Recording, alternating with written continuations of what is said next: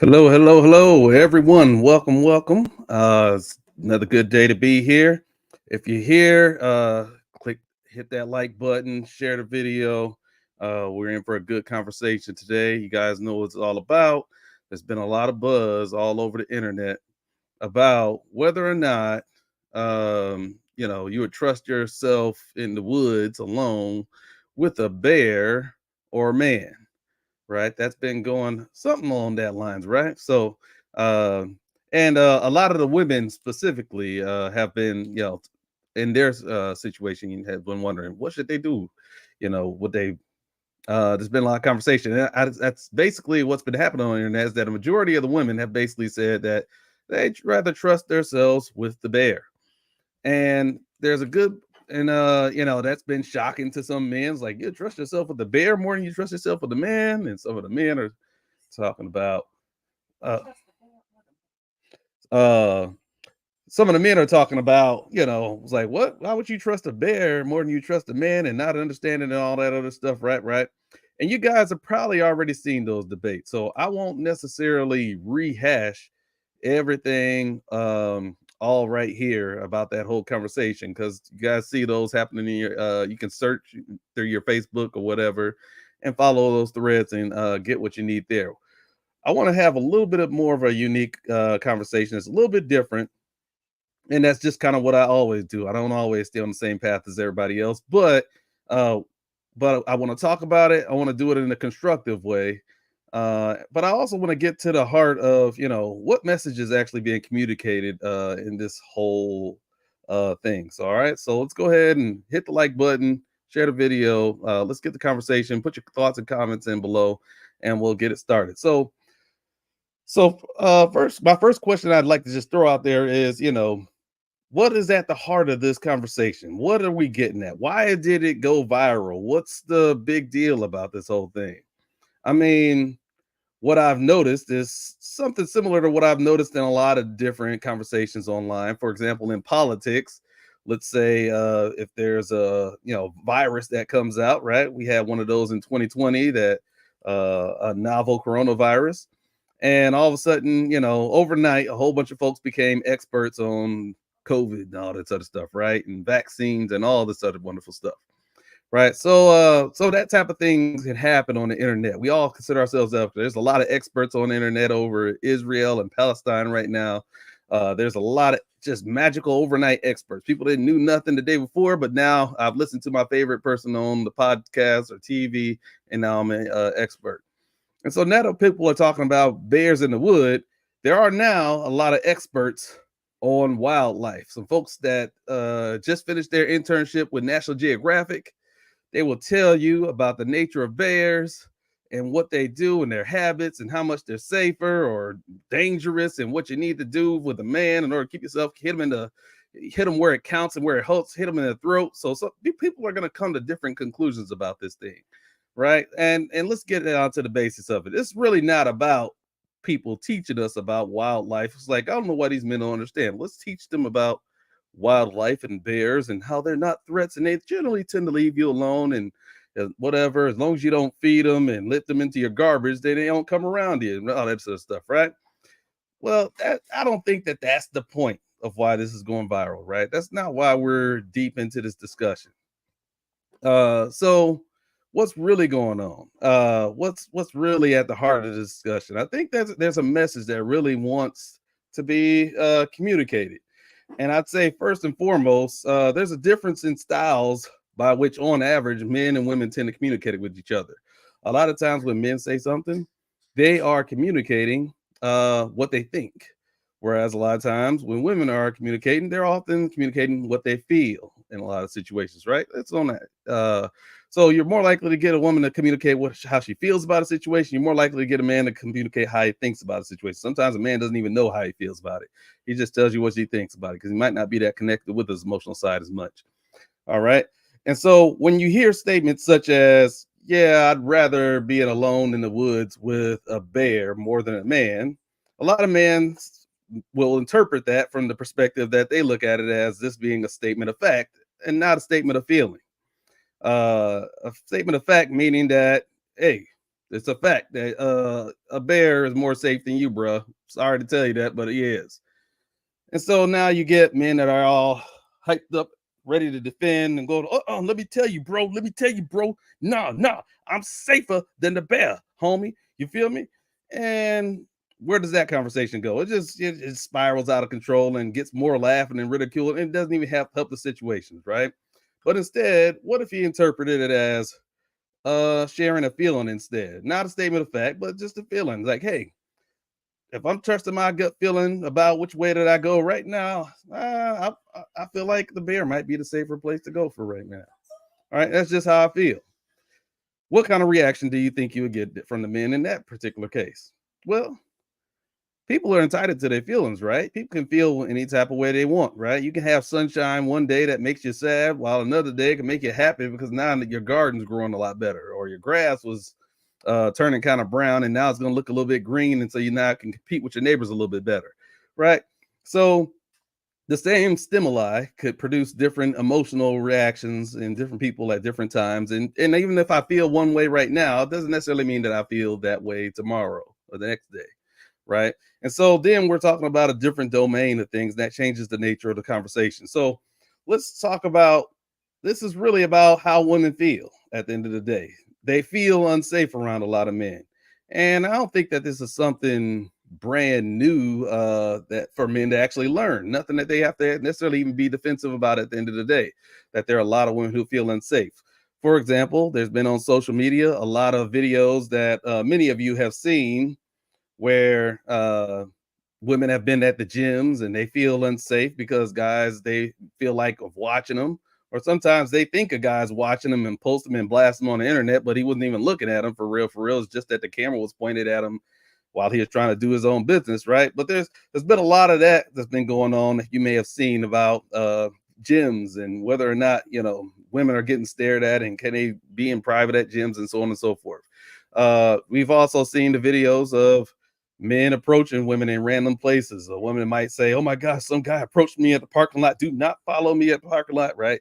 Or, "Well, I'm trying to shop grocery and trying to mind my own business. Don't be coming up to me when I'm at the grocery store trying to holler at me. I ain't even got my hair done. I got this over my head. Why are you even trying to holler at me right now?" All right. So there's been videos about catcalling. I remember some years back, there was a woman who walked through New York City being videotaped that whole time and just walking, doing her own thing. And you could just see the tons and tons of times that she got catcalled over the course of that whole video, right? And so there's always been a message that's gone out there about women feeling unsafe in environments around men's for various reasons, and of course a lot of it is attached to the sexual desire, right? That a lot of men desire to be with women, and men tend to have the onus on them to be the one to approach women, and actually there are women out there that expect men to be the ones to approach them. But there's more communication on how men aren't supposed to do it than there's communication on how men are supposed to do it. And then and then also there can be some contradictory information sometime as well. The same woman who might say at one time, "Don't approach me," can then later on be like, "Hey, why aren't guys approaching women no more? Why aren't they man up?" Right? So there's a lot of confusion, a lot of mixed messages out there, and so I'm going to try my best to weed through it all, try to make a little bit more sense out of all this stuff. So maybe we can get to a more purposeful situation instead of just bickering back and forth and saying, laughing at him for saying, "Ha ha, he doesn't know why I chose the bear," or "Ha ha ha, she'd rather be with a bear than a man." Why don't we try to get to some bottom of what really is the issue and try to get some solution at the end of the day? All right. First thing I'll point out is that the Bears situation, it's situational, right? Specifically, it's being alone in the context of being in the woods, and presumably, I would say without weapons, right? Because if she had a gun or something and she was able to perfectly use it just fine, then doesn't matter if it's a man or a bear, both of them really don't stand that much of a chance at that point, right? So there's a certain situational type of thing that's going on. I mean, for example, if you turn down aisle 7 at the grocery store and you happen to see a man over there, Are you going to freak out more than you would if you turn down aisle 7 and there's a big old bear going through the stuff on the shelves? Most people, male or female, are probably going to freak out and be like, whoa, what that bear doing there in the middle of the aisle, right? So it's everything is contextual at the end of the day, right? We're talking about a specific situation in the dark, alone in the woods. You ain't got nothing. Maybe nobody's around for miles or whatever. What are you going to do? All right. Whereas if you change the circumstances, change the whole situation altogether, all of a sudden the answer might change altogether, right? So not just in the grocery store, but what about in the restroom all of a sudden? If you see a man in the restroom versus just seeing him walking um, at work walking down a hallway at work, right? Are those two different situations that you feel differently about your safety in? Of course, people have different levels of safety in those situations. And as I bring up restroom and people feeling like, maybe people might feel a little bit more unsafe seeing a man pop out in the restroom than in another situation. That also draws in conversations about the trans debate, right? Where you have trans men and trans women and what bathrooms they can have and whether or not people feel safe in those contexts enough. We could very much just as equally have a conversation about that um, as well, and start talking down those lines as well. All right, so the real question at the end of the day, since this is very context specific and the answers can vary depending on what location, what time, what's the circumstances of what's going on whether you choose the man or the bear or the man versus a lion, that might change it altogether, right? The animal type. So there's some trickiness with what animal you pick as well going on here. But I think we're missing the message when we get in all to these weeds at the end of the day, right? The weeds are, hey, what I know about the nature of bears. I've seen them in Tennessee and blah blah blah, right? Or is that really what the conversation is about? What really is the conversation really about at the end of the day? That's what we need to buckle down to, because otherwise we're getting distracted. And if we get distracted too much, we get into gender wars and different things like that, and that's what ends up getting promoted online. At the end of the day, it's like, ha, I take that, men. I can woman explain to you why you're more of a threat than a bear is, or men, I can mansplain to you why you're wrong about why the bear is I'm a bigger threat than the bear is, right? So it gets way out of control. One thing I want to bring up is well, actually somebody brought it up when I made my post announcing that I'll be talking about this topic yesterday. Someone had made a comment about Amy Cooper, right? That was a story a few years ago. She was a woman, a white woman, I think that was in New York City, who was walking her dogs and came upon a black man, and they had some encounter where she ended up being frightened and afraid.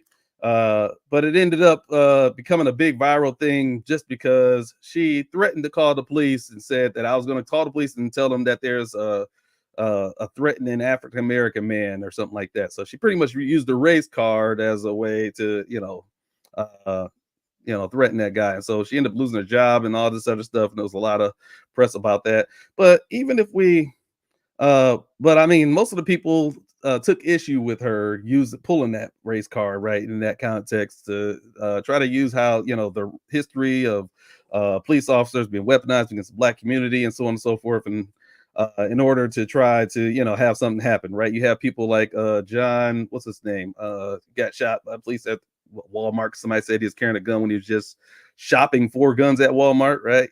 John Crawford, right? Those types of things are literally a threat on somebody's life, right? They also have connotation and weight to it when somebody goes that direction. But let's leave the racial element aside, because I will come back to that racial element, because race and violence is another thing that's also keyed and tied in together. So I want to always kind of draw back to the wide picture, right? I'm not just going to talk about just gender and violence, but let's talk about race and violence, right? How do we look at one versus the other? Are we looking at them the same way, or do we look at them differently? I can't answer that question to you, but that's something you need to look deep down when yourself. But even before we go there, uh, but yeah, her story had that element of a woman being afraid and encountering a man, basically, right? Putting his race aside, that's very similar to what we have going on here. Now, putting the race back into it, you got the black part on top of it as well, right? So a lot of folks are scared of black men. I've had people clutch their purses when I come by, or lock their doors when they see me walking down the street near their car, right? All this other stuff too. So there's for sometimes, there are definitely black men who feel like, hey, I've never laid a finger on anybody. I wouldn't hurt a fly, but yet people are still afraid of me, right? There's also going to be men who feel like, hey, I've never laid a finger on a woman. I've never hurt a fly. I haven't sexually assaulted anybody, but yet women still fear me. And so, what do we do about that? How do we feel about that? Do we feel differently about it in a racial context than we do in a gendered context? Those are things we need to wrestle with ourselves on and figure out where do we sit with that, because I'm sure, I guarantee you that there's going to be people that are listening to this that fall on take different positions in both cases, but really don't have much of a difference other than the fact that I take a different path in race versus I do gender. uh, and there's no real justification necessarily for that. And when I say no justification, we can go to talking about statistics and all that other stuff, right? Because we've had national conversations about black people being more violent, right? Going the rate at which they go to prison, right? Of course, that's related to enforcement as well. But regardless of enforcement, there's still a crime issue that we all know about that happens in black communities at higher rates. You got black on black crime they talk about, right? Blacks being 12% of the population, but committing roughly half of the homicides. That type of stuff gets thrown out. And so it's like, hey, especially in right wing media and stuff, you'll hear that a lot. And they'll say, this justifies my distrust of black people, and so on and so forth, right? The same way women might throw out stats to saying that men end up committing like 80% of the violent crime, right? And so men are the problem, they are violent, and it justifies the way I feel about men being violent people. And so we have to sit with ourselves. How do I feel about both of those? Do I say that, yeah, I agree with both of that? We have justified we justify the way we feel about people based upon the color of their skin. We justify the way we feel about people based upon uh, what gender they happen to be, just because that's associated with a higher percentage of those particular crimes that we're worried about, whether it's a homicide or rape, domestic violence, whatever, right? However, it's definitely a problem, right? It's for people that are serious about actually tackling the problem, not just trying to lay a blame and point a finger and be like, "Hey, get maybe turn the kind of a clap back, turn the tables on you." It's like, "Hi, you guys are bad too, so be quiet. You can't call us racist anymore because you guys have crime issues. Until you fix your crime issues, you can't ask me about racism. Why they're related to each other, I don't know, but it's convenient, right?" Or women's that feels like, hey, I feel uneasy about you. Here's some statistics to back that up. So there you go. I am justified in my feelings about you, and I can walk away feeling proud about that.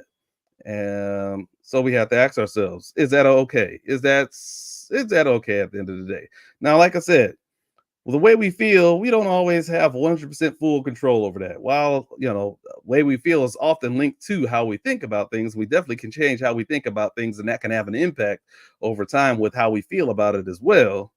Again, our gut instinct usually, that happens at our first glance. It's usually not something that we have full control of immediately right away, right?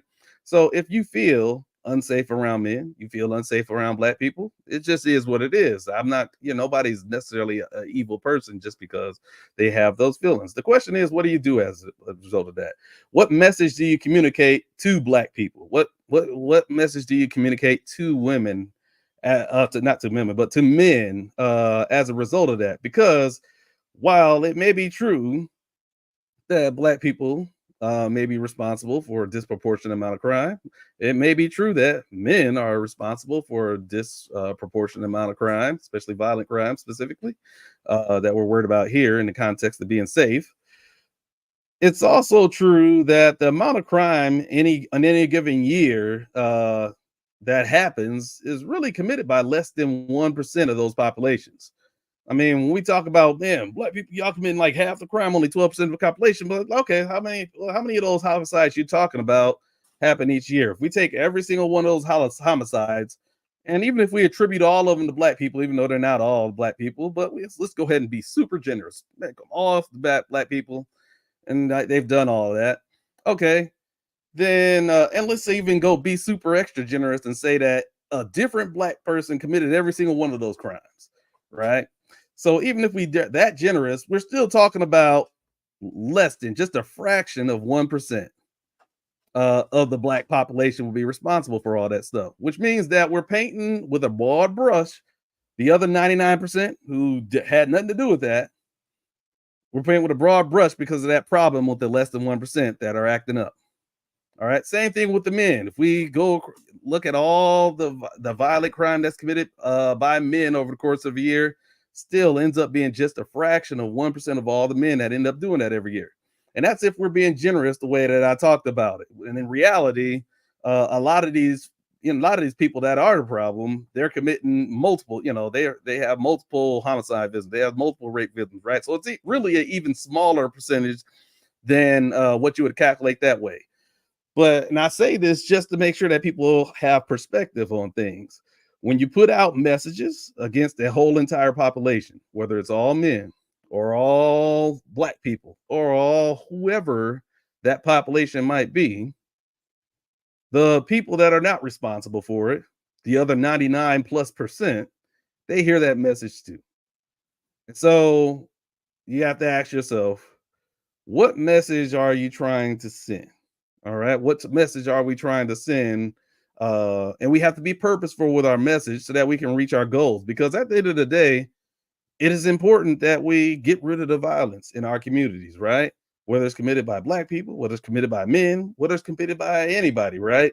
Violence is something that we want to keep to a minimum, right? But at the end of the day, the vast majority of us are not committing crimes, whether you're black, whether you're white, whether you're male, female. The vast majority of us are not the ones that are perpetrating it. So we have to ask ourselves, who are our enemies? Who are our enemies? How do we focus in? Sure, if we want to minimize crime, we might want to focus on the communities in which that is happening with, right? If there are no women committing a certain crime, why would you focus on women? Of course, you might focus on men. You're going to make, in terms of strategies for making an impact, you're going to reduce it more. Maybe if you're going to reduce a whole lot more crime, reducing it amongst the men if they're committing 4 times as much of it than women are, right? So you want to focus on getting the more bang for your buck, so to speak, right? From that perspective. Or go to communities where the crime is high, right? And if that happens to be in so-called black communities, then that ends up being it, to make sure that you're making an impact where the impact needs to be had. So that just comes for people who are actually truly care about the strategies that aren't just trying to attack people and vent anger and frustration. Not saying that the anger and frustration is not valid. It's as valid as anything else is, right? But we still have to work with a purpose. We have to still operate with a focus. And so that's what we need to look at. What message are we communicating? And I want to try to fine tune and sharpen it. Are we trying to just say men in general are dangerous? Or maybe instead we're trying to say, in certain circumstances, I find that some men can be scary to me. All right, I feel afraid around men in certain circumstances, because that's really what message I sense is coming up out of here. It's not the message that's being said, but that's a message that people can work with, right? If somebody comes to me and say, you know what, hey, I know you, Chris. You're a decent guy. I trust you or whatever. But I must admit, I feel a little uncomfortable sometimes if I'm walking down the street and there's a lot of black people coming or something like that, or if I'm in an area where I'm the only white person, so much black people, I feel uncomfortable. I feel nervous in those environments. Are we allowed to have compassion upon people who feel certain ways about other folks, right? Because when I was reading through the comments, and that's why I talked about messaging, what message you're saying. As I read through the comments on a lot of those posts, I saw some men that were saying, "Dang, this is how y'all women feel about us. Y'all really hate us, don't y'all?" What they got from the message that was going out there was hate. And guess what that does? When somebody finds out that, hey, you hate us, you don't like us, you know what I'm saying? And this person might be somebody that didn't is not responsible for any of that that the crimes that people are afraid of, right? But nonetheless, that message that they got was hate. And when other folks feel like, oh, you hate me, that's why that gives me permission to turn my heart a little bit more colder too. I can be darker, and we end up making more enemies than we make of allies. Because at the end of the day, we have to fight this thing off together. So we have to be careful with how we message things and how we go about stuff. I know certain trends are popular. They catch on, they get us excited and riled up, but messages is powerful. I'll compare that for when this guy says that, hey, the message I get is that women hate me. I compare it to what women hear when they listen to the guys on the Manospheres, the Kevin Samuels, the Fit and Fierces, and all those other man relationship shows where you have some men that are angry with the situation of how it is in the dating market. And so therefore they end up saying stuff like you can't trust women, and that women will lie to you and all this other stuff. And when women hear that, it's like, wow, these guys must hate women, right? It's the same thing. It's the exact same thing. Have we become the people we despised? Um, if you feel like yours is more justified, I'm sure that they feel like theirs is justified, and they can go back and walk to examples of stuff that happened to them too, right? And if you say, hey, not all women, well, they will say not all men. Not all men are responsible for hurting, attacking, sexual violence against women, and all this other stuff too, right? And so, what are we doing with each other? This is where we enter the gender war. This is where it comes into. I don't want to. It happens both ways, and we have to recognize it when we see it.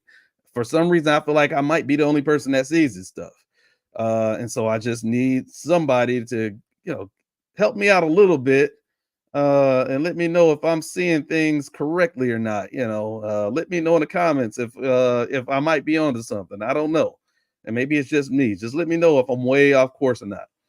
But at the end of the day, crime and violence will never be zero.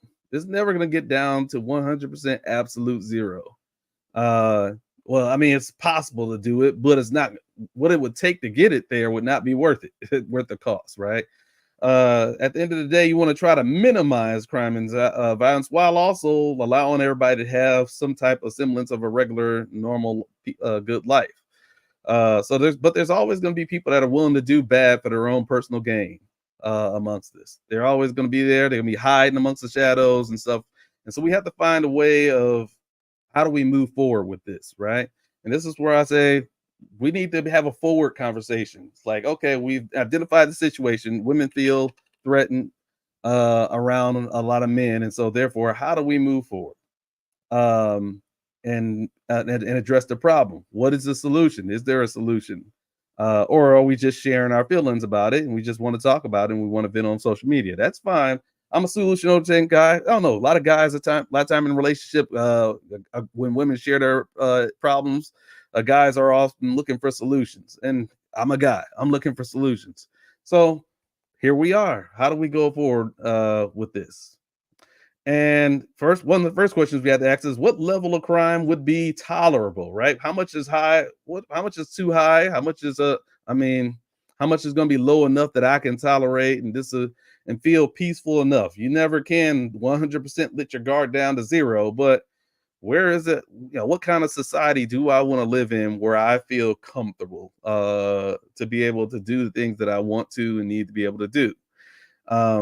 Also, where does protection and prevention come into the picture, and what does that look like as well, right? In our society, when it comes to protection, who do we expect to protect ourselves in terms of do men provide the service of protection? Is it police officers, which a majority of them are women that provide that perspective? Are we expecting the whole community of men, or is it just the police? What does that look like? We need to have these conversations and flesh them out a little bit. One thing I'll talk about when it comes to the issue of protection, that's violence, protection, and all this other stuff. These are things that men are very close to, because the ironic thing about this whole conversation when it comes to how violent men are, um, or even how violent black people are, is that the ma- uh, the majority of victims of violent crime committed by men are men.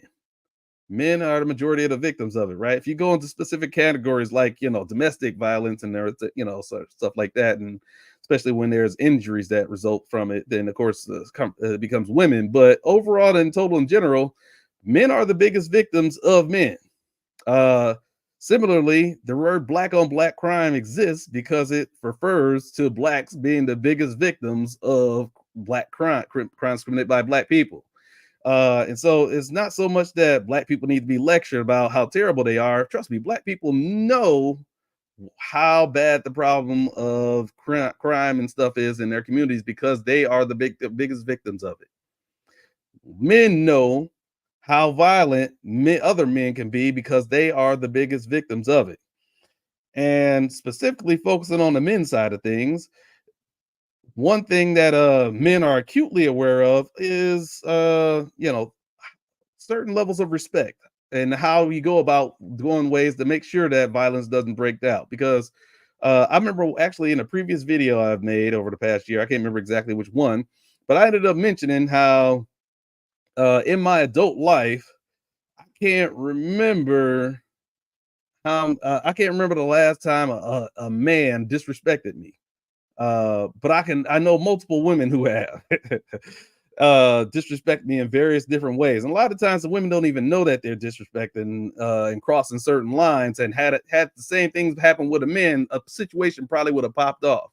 But it's because men are highly sensitive to engagement and violence and all this other stuff. We have to be. Otherwise, if we're not sensitive to it, since we're the highest victims of it, we might find ourselves being killed or subject to getting into some conflicts that we don't necessarily have to be in, right?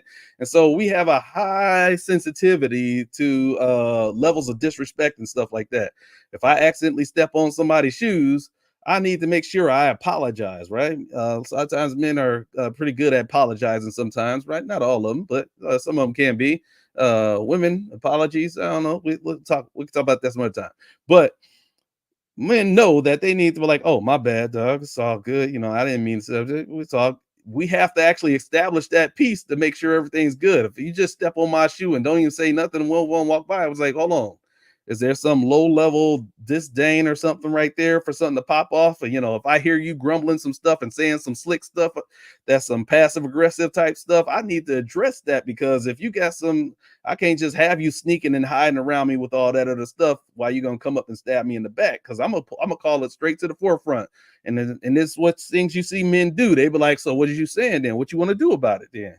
Because they'll escalate from a level 1 to a level 10 real quick because men know that if you don't have a certain code of respect, don't go about things a certain way, things can escalate and go out of hand. Now, in interpersonal relationship environments, men are taught not to hit women and so on and so forth. And so a lot of times when those codes are violated, things that women might do to a man that another man would be less likely to do, a man's not going to necessarily react the same way, right? Not he's not supposed to. At least you can get some people that do bad things, but okay, that's going to be the minority of the case.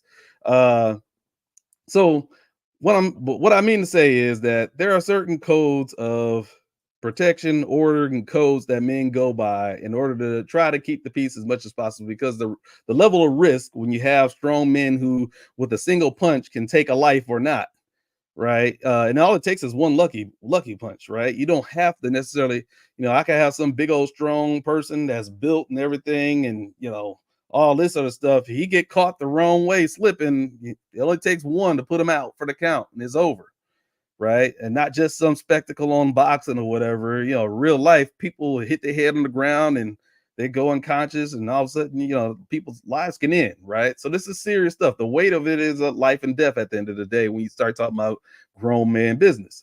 And so men actually tend to often they live in this world, they know a lot about this world, and they know how to engage through this world where there's a low level threat that's always around them, and they're aware of it. at all times.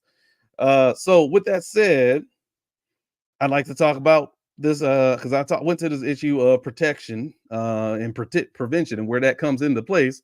Let's talk about the Secret Service. The Secret Service, they're in charge of keeping the president of the United States and other high level figures safe, right? Uh, they're not a president. That's you know one title we tend to give to the president is that they're the leader of the free world, one of the most powerful people in the whole world. And I'll say men at this point because we only had men as presidents at up to this date, but they are one of the most powerful men in the entire world, right? If not the most powerful man in the entire world. It doesn't get more alpha than that, right? But yet, that president actually follows the orders of the Secret Service. The Secret Service tells that president where he can go, where he can't go, what time he can go, when he can't go. There was a big news story one time when President Obama was in office. He decided to just take a stroll across the mall, kind of randomly or something like that, or slip out a little bit. Because Secret Service usually be like, no, don't tell you. And they keep them locked up. It's a very tight knit life. It's not even admirable to a certain extent because if you enjoy your freedom to move as you please, once you get underneath that Secret Service that has to keep you safe, you don't even get all those privileges, even as the most powerful person in the world. And even as the most powerful president in the world, the president still loves and appreciates the Secret Service. Some of their closest people that they're closest to, and their friendships that they make from that Secret Service are, legitimately real, right? And they appreciate that protection service. Even if we go to January 6th, when that happened in 2001, there was a. Oops, let me hold on one second. I need to. There we go. Give me one moment. I need to plug my laptop in so it doesn't go dark on you guys. But even on January 6th, right, when Trump was on the mall and told everybody to head to the Capitol, get them all riled up, and wink, wink, you go after, that guy, my vice president, is acting up. Wink, wink, he's a problem. Wink, wink. We need to encourage them. Wink, wink, and all this other stuff. So he got them all riled up. Apparently, told them that allegedly, he told the guys that the drop those metal detectors and just let everybody in. Don't worry about their weapons and confiscating them and all this other stuff. So after all that happened, the story is that Trump wanted to actually go down to the Capitol too, be there and lead them on the whole thing. And maybe that would have been glorious to watch on TV. Who knows? We never got to see it. Why? Because the Secret Service prevented the president from going. Trump said he wanted to go. The Secret Service would not let him.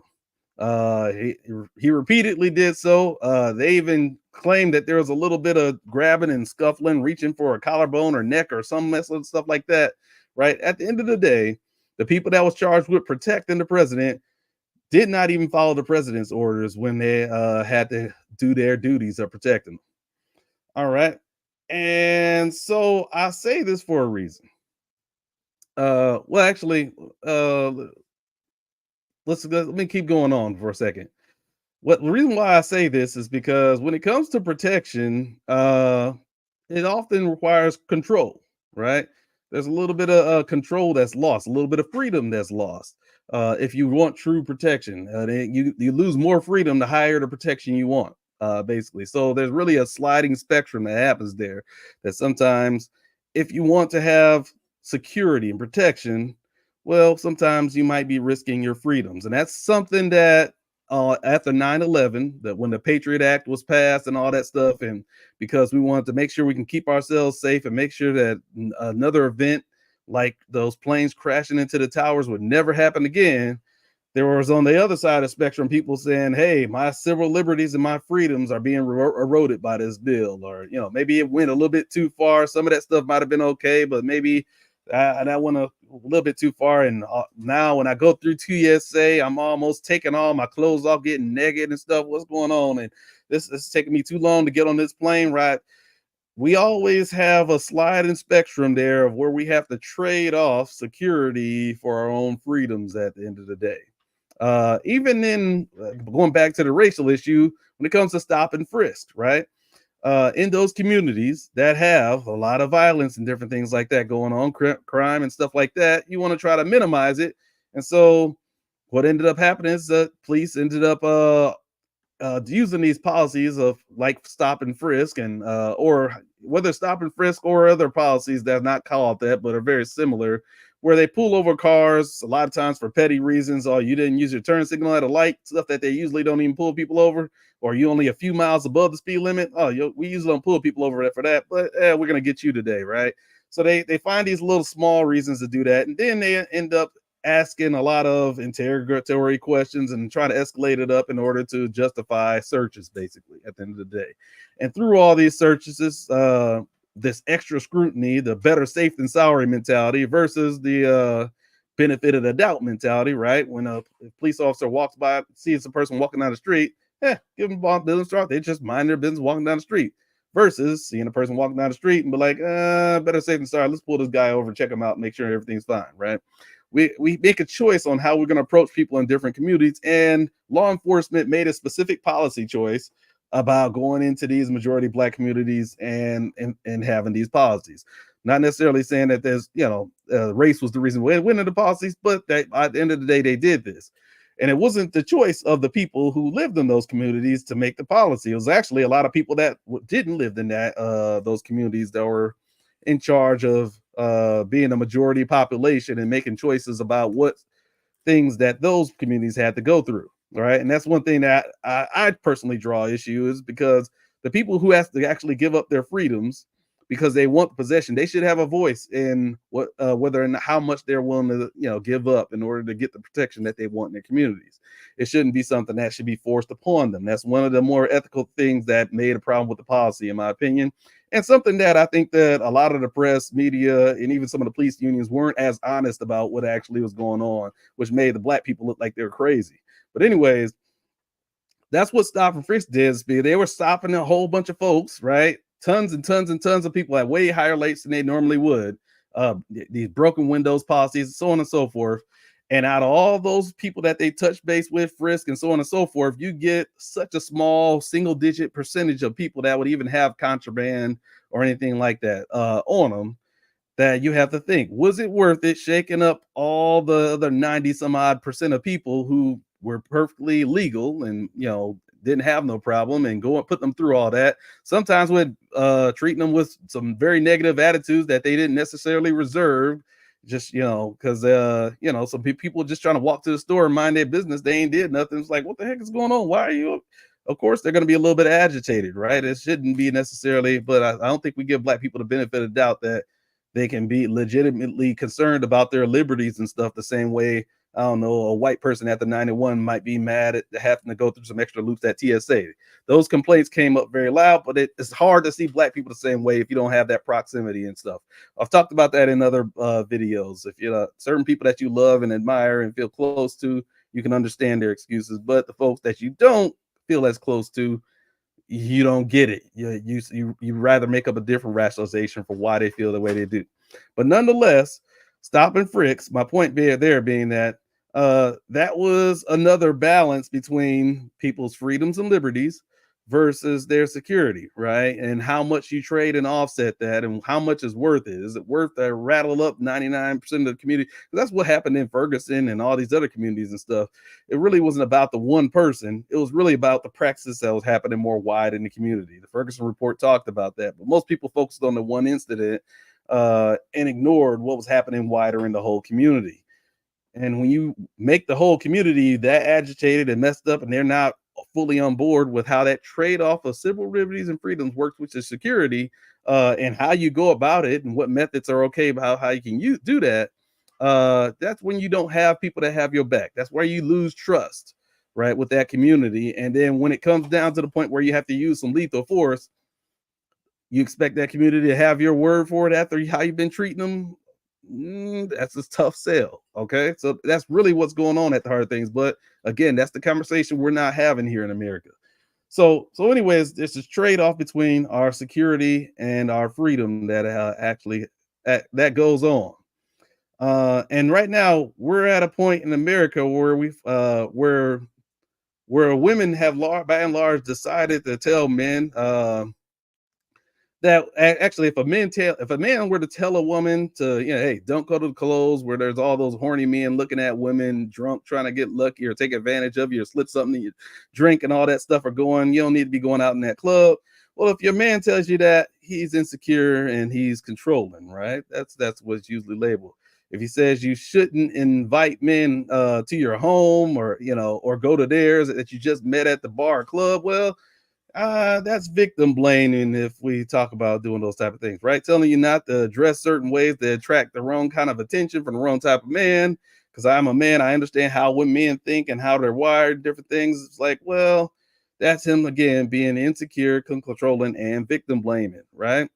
And so, if a man has any natural instincts that might lead them to want to protect a woman by preventative messages on the front end, a lot of the times if we call them in insecure, controlling, or victim blaming, that's a pretty effective way of disabling men from wanting to be able to provide that protection on the front end via prevention.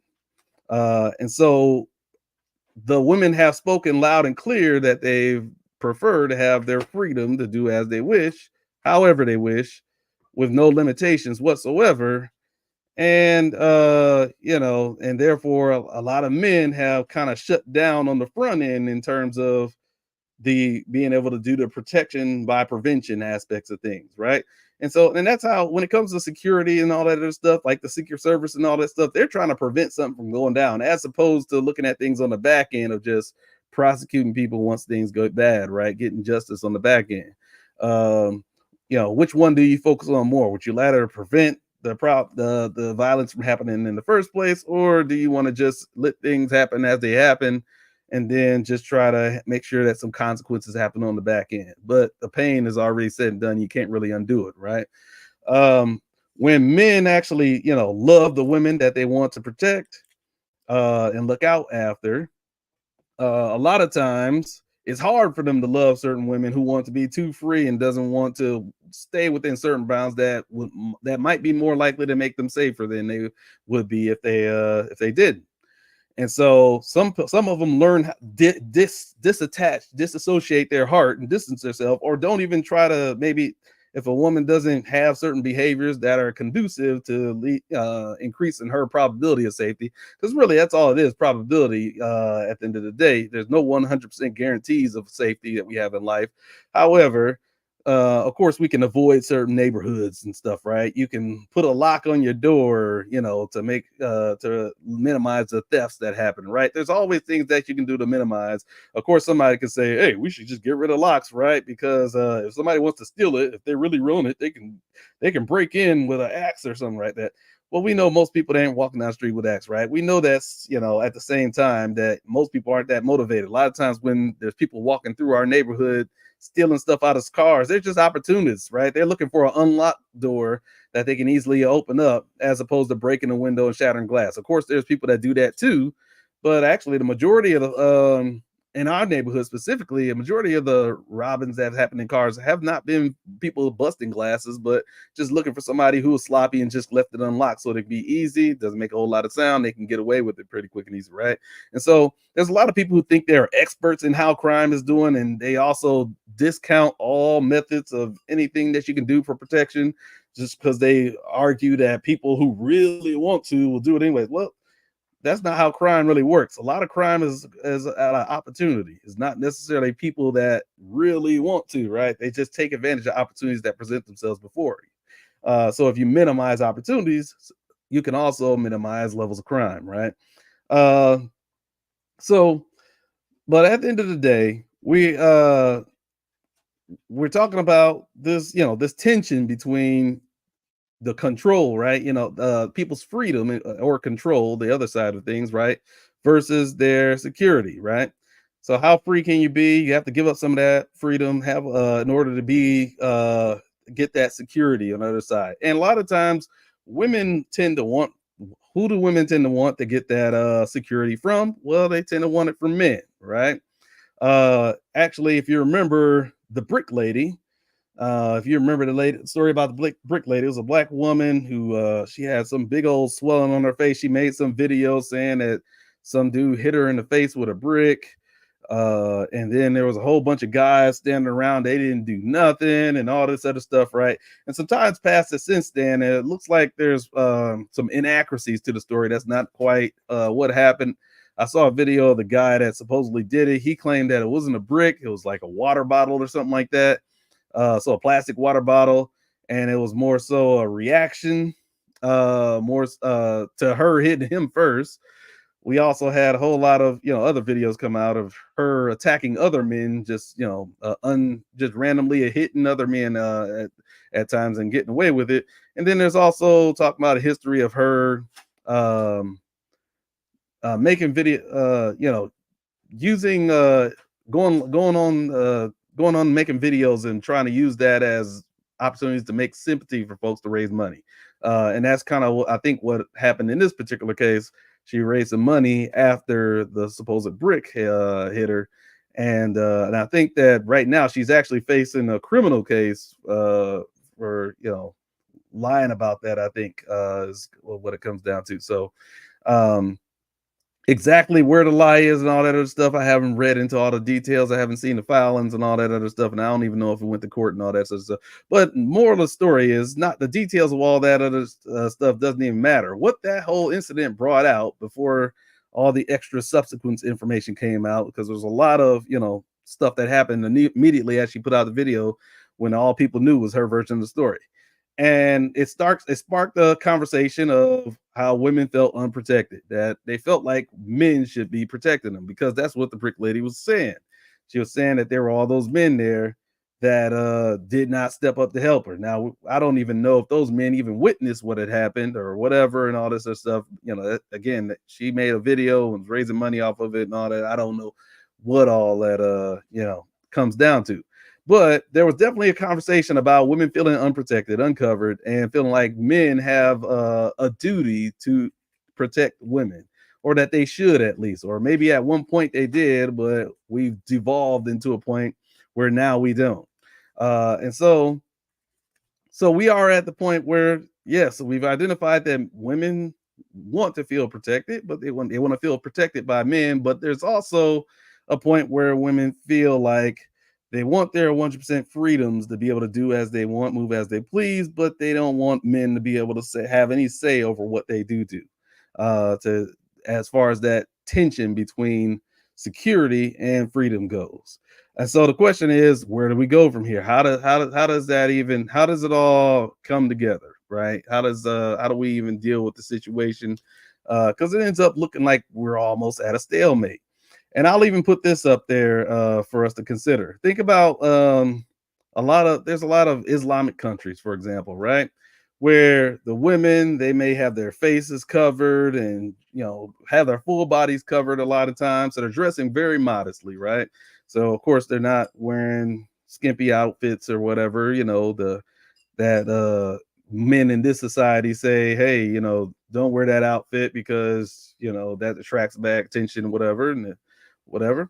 So women are dressing more modestly. That's probably the women also sometimes aren't even allowed to necessarily go out into public areas by themselves. A lot of times they need a male escort to take them here or there or whatever. If they're at the house, they can't be there alone with some random man.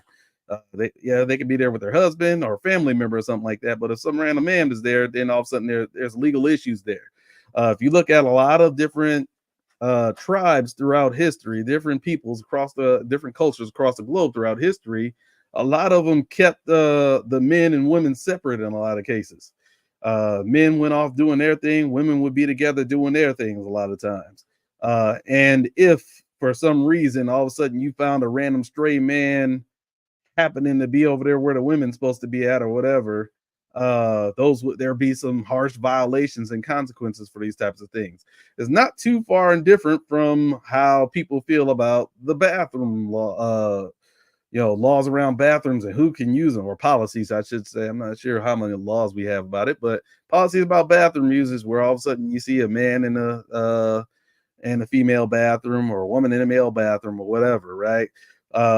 What does that implicate, and how do we do these things? But a lot of these different things about how societies run, had to do with protection, right? How do you keep women protected from the bad men? Because, like I said, men are very clear that men are dangerous because they suffer from the violence of those other men more often than women do. Actually, they're the biggest victims of male violence.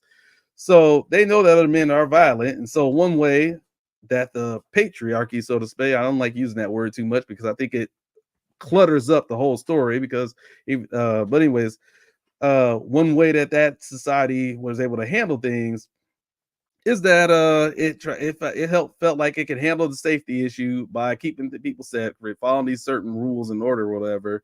But again, those rules ended up putting a burden of control over what a woman can be free to do and what she doesn't want to do. So if a woman wants to, hey, throw on that bikini, walk around and do cartwheels on the public square, by by God, let her do that, right? That's more of the American way of things.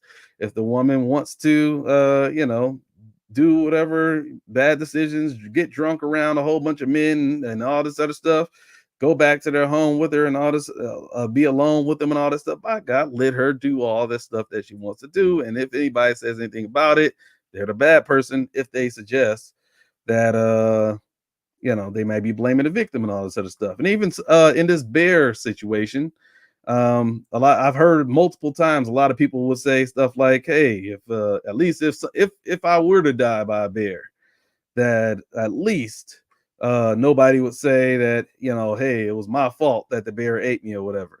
And I mean, I would push back a little bit against that. I think sometimes in there are in nature, or when animals that usually don't attack humans suddenly do, you will hear sometimes the people will say that, normally they don't act this way, but if you provoke them this way, or if uh, uh if you feed them when you're not supposed to, or whatever, those types of things. Because I actually saw a video of a bear encounter where they said exactly that, they blame humans in general for bears attacking humans. Basically, you feed the bears, you're not closing up your, hey, that causes the bear to feed, right? So that's somewhat could be called victim blaming, but I don't think people look at it that harsh. Just like, when people say, hey, you need to lock your doors when you go to sleep at night, or lock your doors so people don't break in your car or something like that.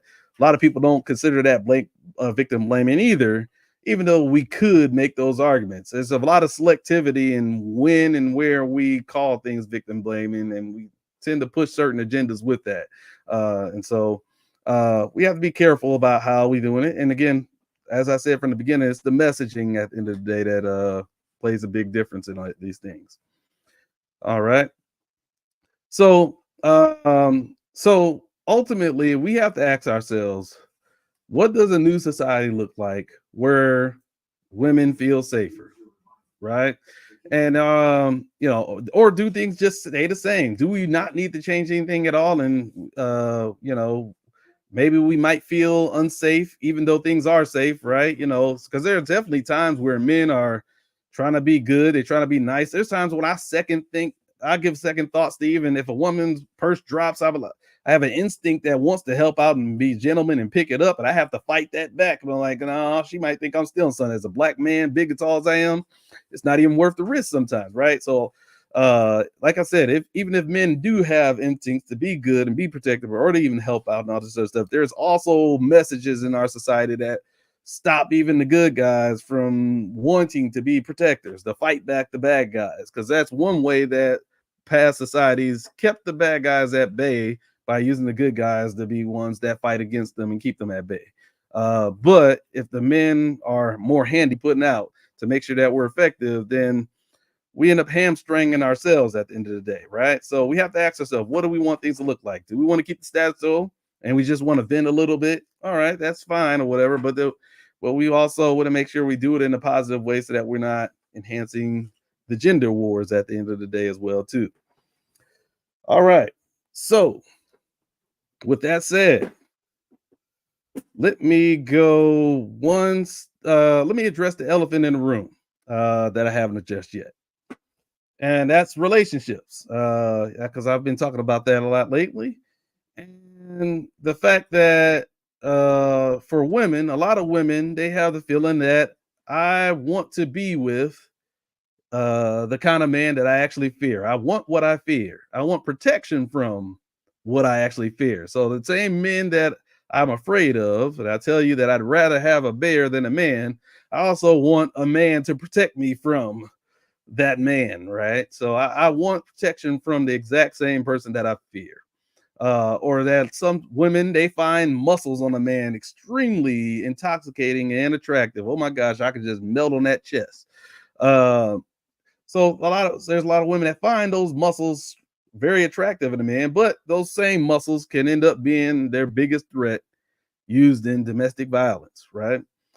So they could choose maybe one of the short kings, right? The that might be a little bit weak, scrawny, maybe even a little bit fearful, and has no.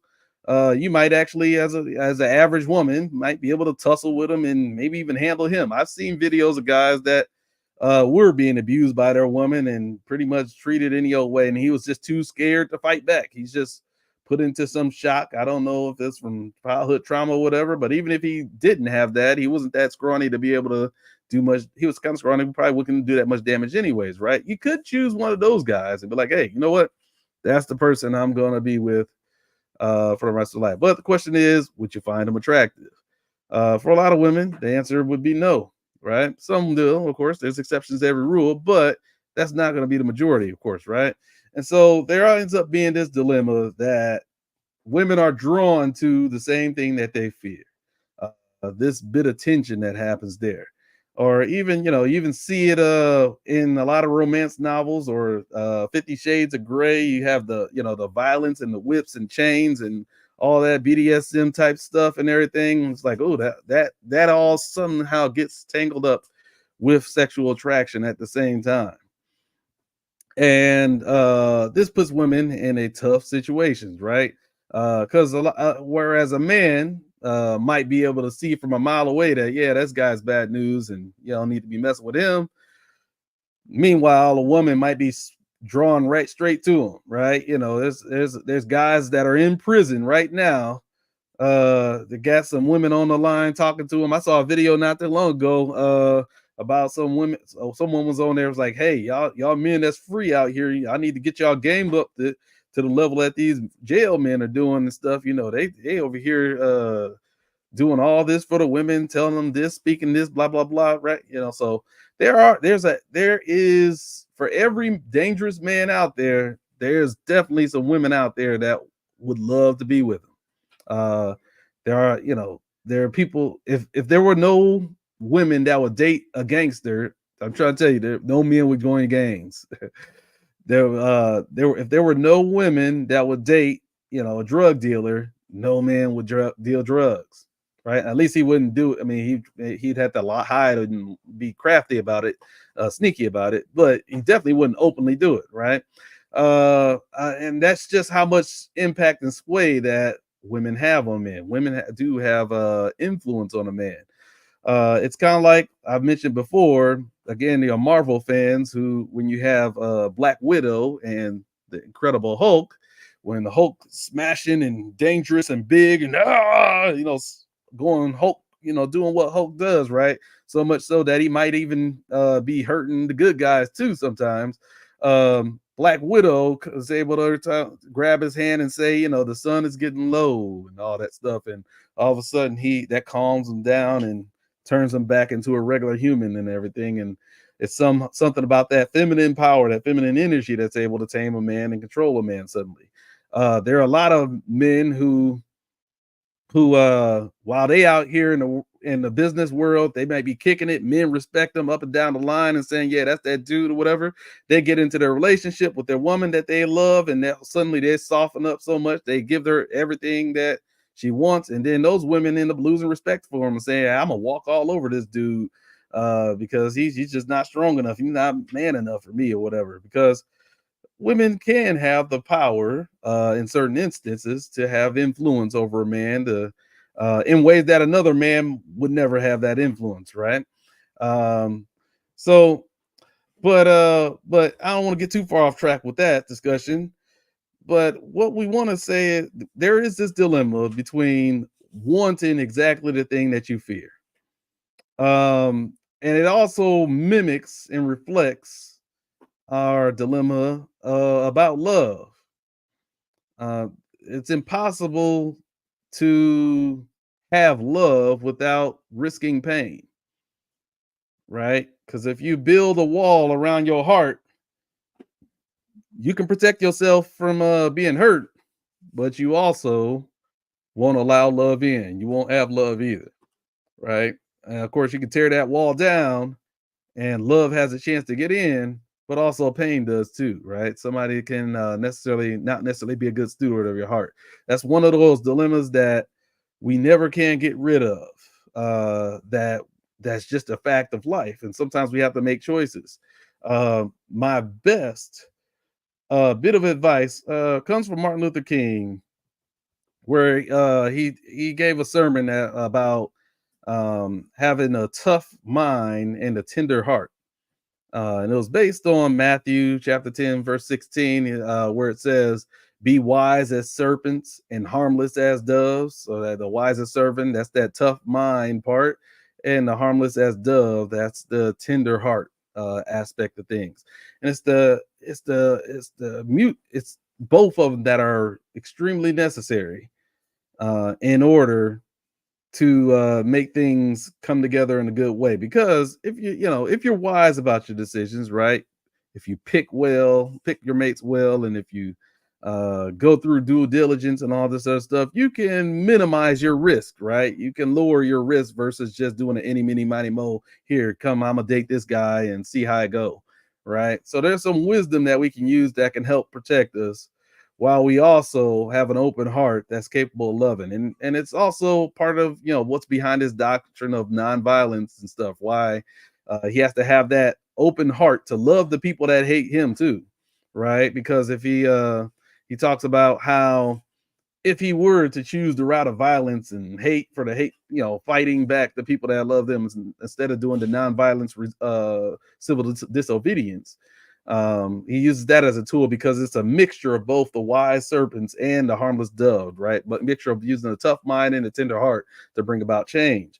While you can love the person that is seeking to destroy you at the same time, because you can make an impact on their heart and change their hearts to bring about the changes that we saw happening during the civil rights movement.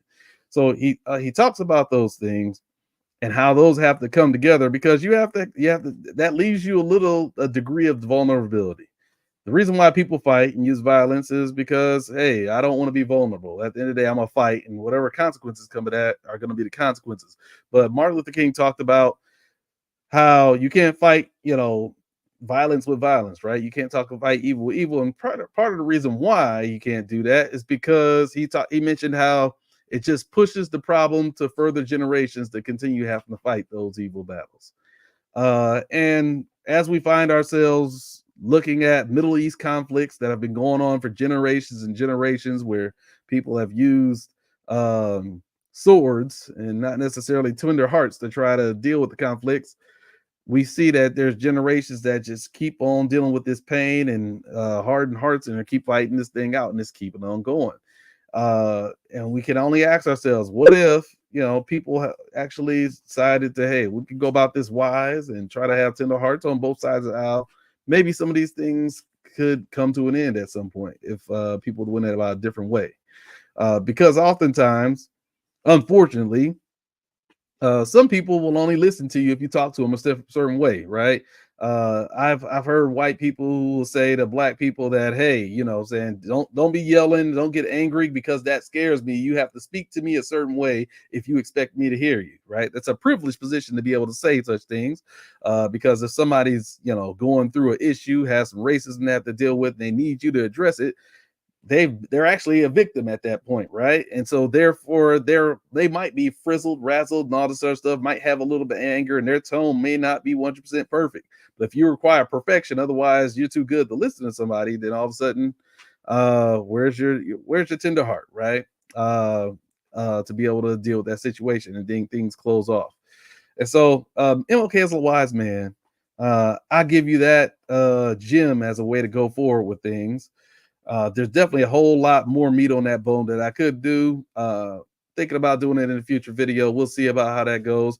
But for now, I'm gonna call it a night because I think I gave you guys enough stuff to think about to try to envision how the future looks like for how we can deal with this problem and get things to a level where we might be able to bring a little bit of peace. Watch the video again a second, third time if you need to. But I just wish you guys the best on this thing. I think we need to love one each other another. It's not a good look for us to have women over there just saying, "Hey, a bear is better than you, man," haha, or men saying, man's best friend is better place for me to put my heart because I trust my heart with my dog. At least he doesn't break it every day, other than y'all women that I can't trust, right? So we have a culture of people that would rather say, "Hey, catch flights instead of feelings," and all this other stuff. So there's a gender war just waiting to happen with all that culture, and we have to make sure we don't feed into that. All right, so be careful about your messaging and make sure that you're strategic about exactly what message you want to say, so that we can address the actual problem instead of just going in circles and making fun of each other for how upset and triggered we end up making folks with these different arguments.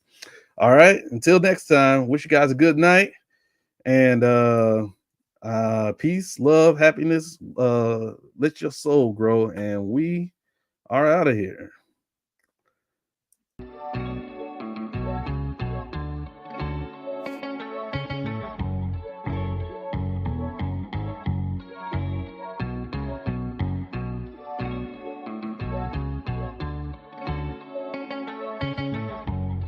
Like the video, please leave a comment. I will read the comments. All right, and respond to you guys. So put a word in the comments. Let me know what you think.